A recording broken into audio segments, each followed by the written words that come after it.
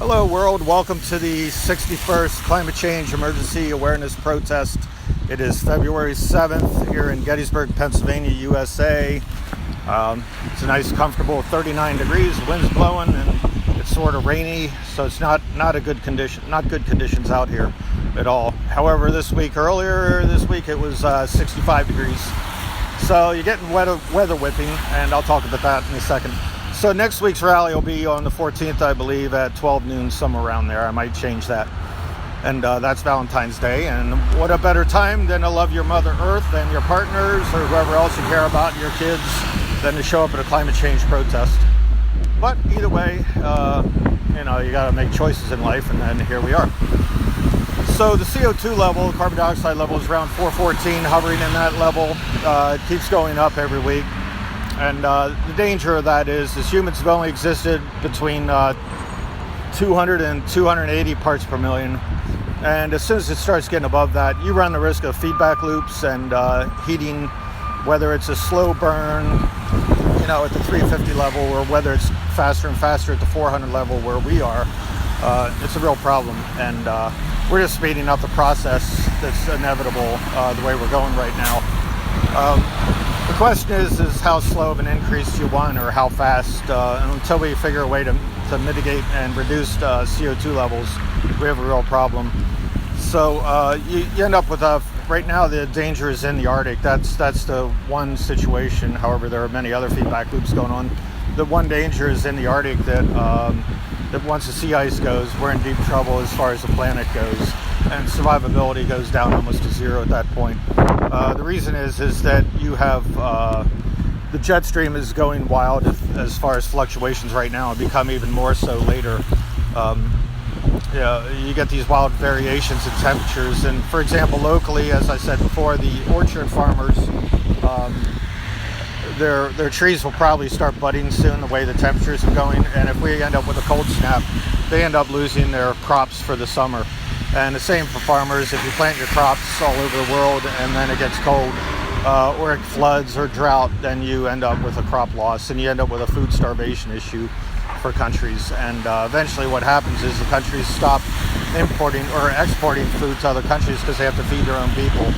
So we're running right on a tightrope here with a chasm below, and it's not a good situation. We're not creating a comfortable situation of survivability, and we need to change the way we're thinking about capitalism and exponential growth. Exponential growth, as you know, whether it's in the human body or in the earth, is called cancer, and you can't allow it to continue on at a ridiculous rate. There is a finite point where things have to stop growing, and you have to start reducing and get rid of that cancer. So it's a real problem what's developing. As far as calamity goes, you had, no snow here, for example, in Gettysburg, PA. It's called weather, but it's an indication that things are going horribly wrong. Europe, earlier this week in Switzerland, it was 80 degrees. In Switzerland, 80 degrees, and northwest Italy. It should be very, very cold there because they have snow. You had floods down in Australia in addition to the fires. It was a food insecurity issue for them, of course, which leads to civil war and unrest and mass migrations and a whole host of problems that causes stress on the environmental situation where the migrants all end up going to, because that area is adapted to just so many people, and then all of a sudden you get an influx of more people. So it ends up being a whole problem. The U.S. Navy, in their wisdom, has decided to suspend their task force. To suspend their task force on climate change, and they've wiped out all their illusions or thoughts about climate change, or their reports about climate change on their website for that. It's a real stupid issue going on right now. You got a bunch of yes men, and people aren't saying no, this is a dumb idea. So 66% of U.S. military bases are in jeopardy, and with that amount, and you got navies saying we're not going to pay attention to climate change anymore. And the military's come out with a report. The war college came out with a report a few months ago saying how dangerous climate change was and how it's going to affect the entire U.S. military around the world. So now you got the Navy suspending their task force on climate change. So something weird is really happening with our country and our military leadership and things in general. We're not recognizing the problem at hand. the media is definitely culpable as far as not reporting what's happening. They could easily have scientists on that are skilled in the art of relaying what's happening with climate change, and they choose not to, and they don't even cover it at all. They'll cover fires, but they won't say why it's happening. They'll cover floods, and they won't say why it's happening. More trucks.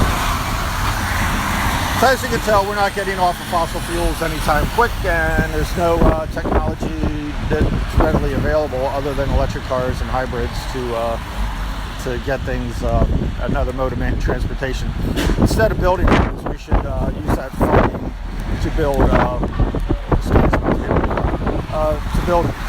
use that funding to build mass transit around the world. Rather than building more roads, we need to build more mass transit and save that money and use it for that.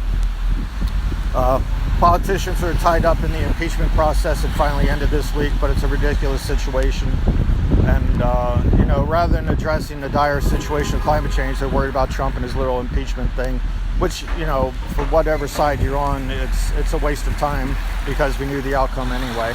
And rather than addressing our potential extinction event, we're tied up in politics, and you win, I win, you lose, I lose type situation. So the question is, you have to ask what's going on with our whole situation.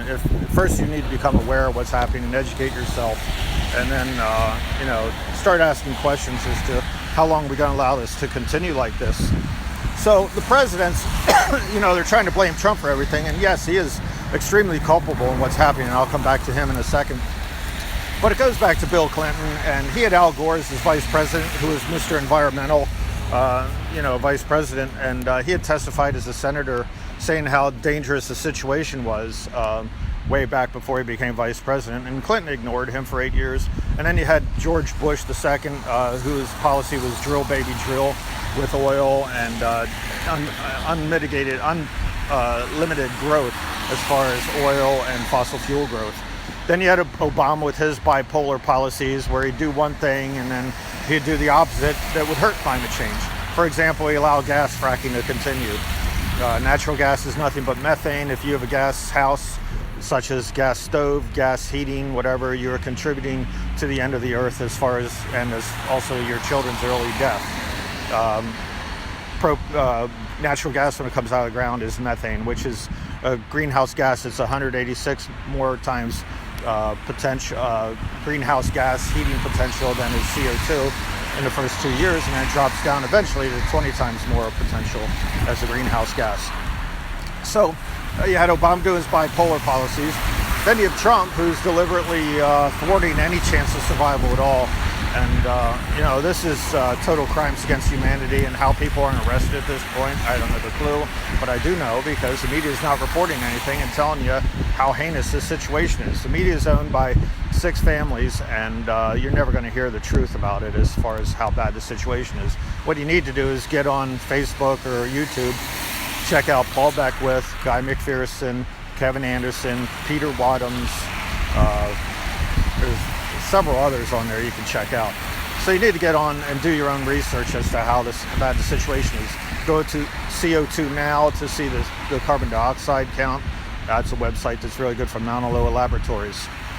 So you have the state of Pennsylvania, for example, who's a fracking state. We're number 4 in the country. And, we have a Democratic governor, and yet he advocated for gas fracking his entire term here for the last 6 years. And then you have locally, no local projects concerning climate change and how to mitigate or what to do. There should be rules about halogen lights and whether to have solar lighting rather than electric lighting here, because electricity in this area and most of the United States is generated through natural gas, which is methane, and coal generation. So we're contributing to our own deaths by turning on lights, even in that situation. One thing to look into, and I don't know enough about, is liquid thorium. It's a nuclear energy potential, and it seems to be fairly safe, a lot safer than uranium. So it is something to look into as far as reactors go, and that would bridge the gap as far as us transitioning to another fuel or making that our sole fuel for around the country. So the question is, I'm standing here again on my own. People have their own choices to make and how they want to choose the end of their lives. But there is no peeing end of the pool. We're all related to each other. Everything we do affects everyone else. we're one strand in a spider web, and you pull in the one strand, it affects the whole web. You might not feel it, but it does affect it. So we all got to work together on this, and I don't enjoy the fact that my wife or stepson or whoever's going to die as a result of other people's decisions. So no one person is an individual. We're all together on this. Our individual actions add up to the whole web, and we need to start getting together as far as left wing, right wing, and center. And my fear is that, and most likely what will happen is that people can't see into the future as to what's coming. So they deal with immediate problems, and if that happens, once the whole world starts suffering from climate change in a horrible way, it's going to be way too late to mitigate. You'll have social collapse, you'll have government collapse, and fascism, as is now, will break out everywhere. And you're going to have a horrible situation as far as who's getting fed and who dies. And people may be making decisions for you whether you survive or not, and making decisions for me whether I survive or not. So, we're all having choices to make, and obviously people are making their choices right now by staying home, not talking about it, being too afraid to talk about climate change, and being depressed about it. Everyone goes through the depression about climate change. You're not alone. Okay, I went through it. I go through it. I try to make decisions. I do what I need to do. Come out here, then I go back into a semi-depression about what's happening. No one is immune to the situation. But if you're being chased by a tiger and your whole family's being chased by a tiger, and that tiger, instead of being miles away, is now like 15 feet away, you need to turn around and face your problem and deal with it and attack in a reverse way. Okay, you can't keep running away from your problems and sticking your head in the sand.